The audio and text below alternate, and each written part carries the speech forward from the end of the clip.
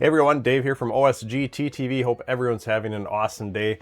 We are here once again to continue our coverage of our mini retro computer and console collection that we have going on.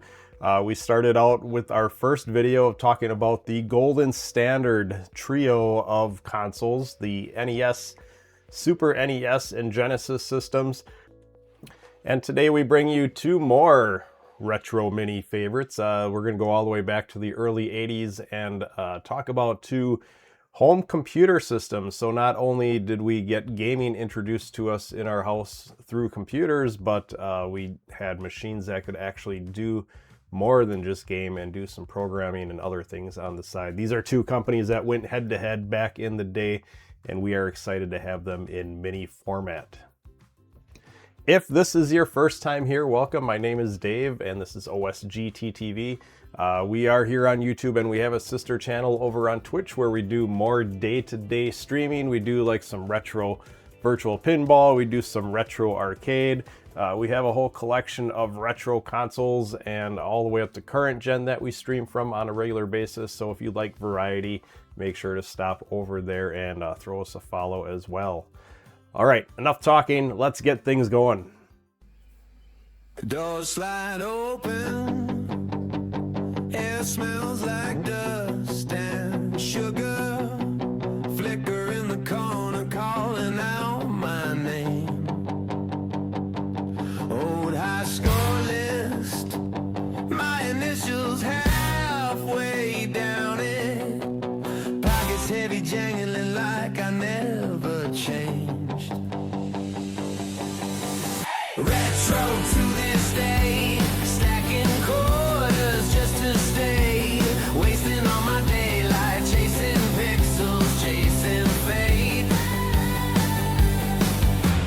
Retro to this day, I grew up, but I remain right here in the glow. Retro to this day.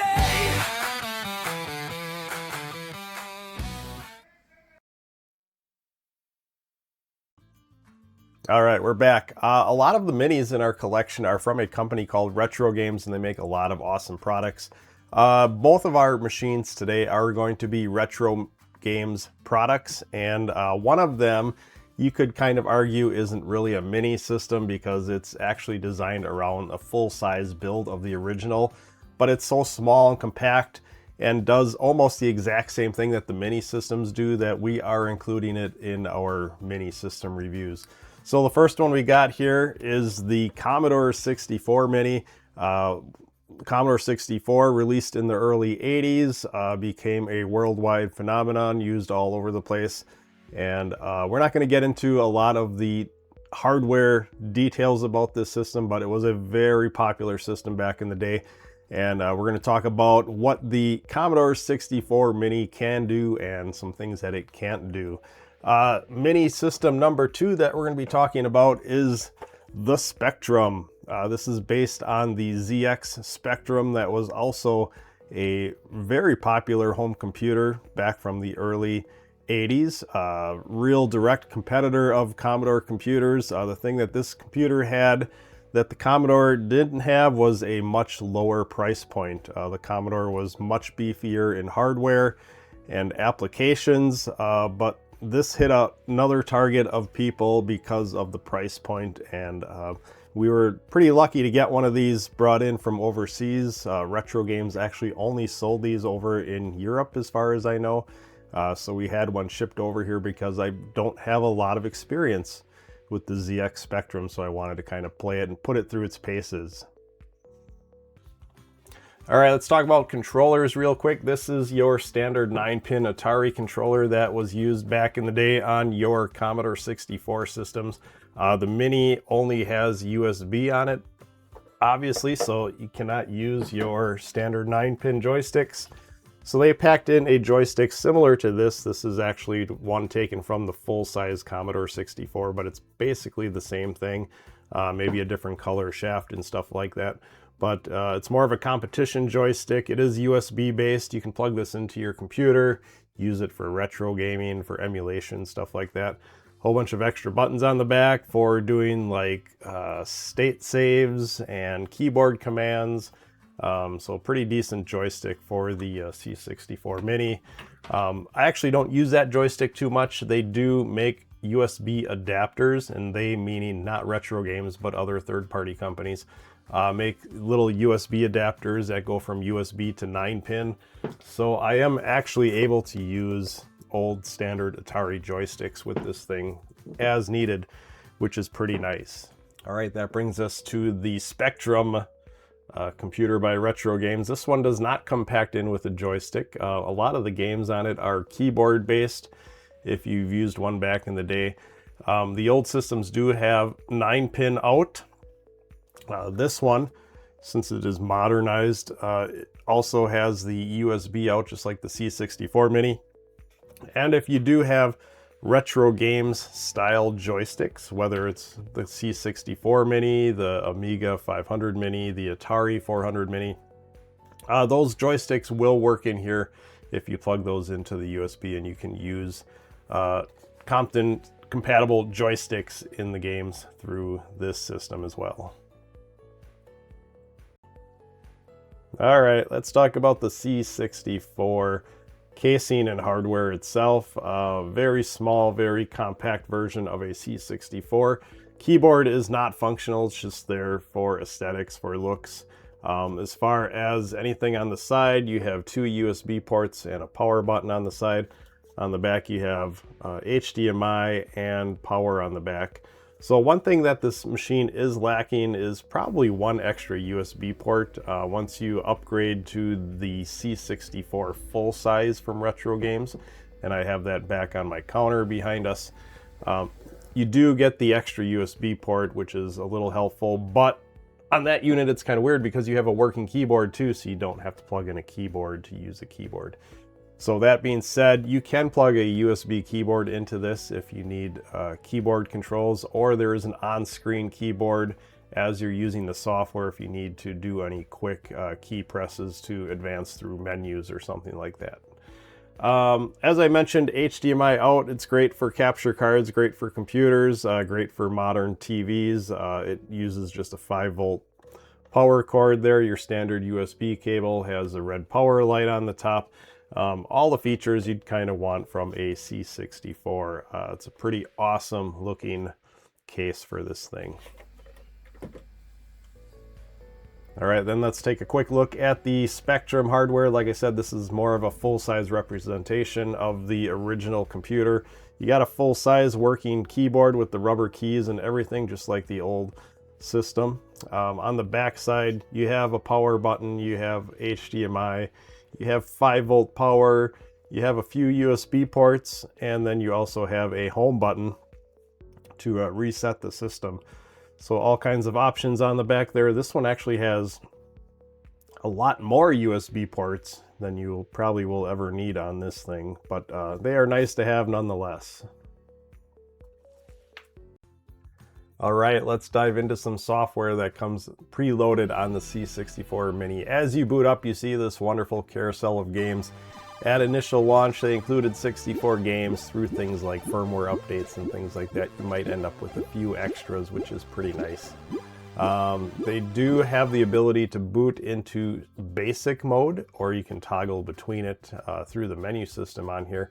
But basic mode actually does allow you to do some C64 basic programming, which is kind of nice. Another huge feature of the C64 Mini is that, and this goes for all of Retro Games products, is they give you the ability to take a USB stick full of your games, so C64 files on your USB, and you can plug that in and you can launch those right from the menu system here. It's not like you have to mod the system or hack the system or do something to get more games to play. Basically, all you gotta do is insert your USB, select your game off the list, and go at it. You know, it accepts things like cartridge files, it accepts floppy disk files, all kinds of options here to increase your library like tenfold. So awesome machine, lots of options for software, lots of great pack-in games on this thing. Big thumbs up for that. Let's go talk about the Spectrum. All right, once again, Retro Games does not disappoint. As you boot up the ZX Spectrum, you are greeted with a beautiful carousel of games, anywhere from like 46 to 48 games preloaded on this thing. They do give you the ability to boot into or switch over to basic programming mode, just like the C64. So if you want to try your hand at some basic programming, it is right here at your fingertips. And the best feature of all Retro Games products, once again, you can load in a USB full of games or files or programs or whatever you have and actually launch those right off of the USB stick without having to mod the system or change it in any way to load extra software titles on it. So that is pretty awesome, I gotta say. Right there, those are the biggest selling features of these Retro Game systems, I think, is the ability to plug these things in and just play more games as you want. So, all right, so let's talk about price points and availability of these things. The C64 Mini has been around for a long time, and it's actually still being sold on Amazon. You can get it for like somewhere like $60 to $80, somewhere in that price range. I'm sure you can find some cheaper ones on eBay if you look around, but they are available out there yet. And like I said, there is a new black version of the C64 Mini that comes with different software titles on it. I think everything operational wise is pretty similar to what you get on the original C64 Mini, but they give you some more collection options. The Spectrum, on the other hand, is a little bit of a different beast. Only released over in Europe. I did bring in this guy from Amazon UK when it was released, so I had to pay a little more to bring it in, but not ever having worked on a Spectrum, I really wanted to add this to the collection. You can still buy it overseas, somewhere in the area of probably 100 to 140-ish, I'm guessing. You know, there's some resellers that sell it. I think Amazon UK probably still sells it over there if you can use that. Or if you hop on eBay, you know, you're probably going to pay more getting it locally through eBay. If there's some US resellers, you know, maybe 200 or something, I'm not really sure, but be prepared to pay a little more if you're looking to purchase one of these off eBay from the States, probably because they are harder to find. So yeah, is it worth having these things? Definitely. These are awesome staples to the collection. Anything that's a home computer. I grew up with consoles and home computers as I was growing up, so to be able to relive my childhood and re-experience the Commodore 64 and everything that comes along with it, and explore new computers that I've never been able to touch early in my childhood. You know, these new releases of these systems are just absolutely fabulous to add to the collection. All right, so if you enjoyed the look at these Retro Minis, we got more coming your way. Make sure to throw us a subscribe and come back and check out more Retro Minis in the future. We got a lot more to go through here. And, you know, that's all we got for you today. So hope you have a great rest of your day, and we'll be talking to you guys real soon. Take care.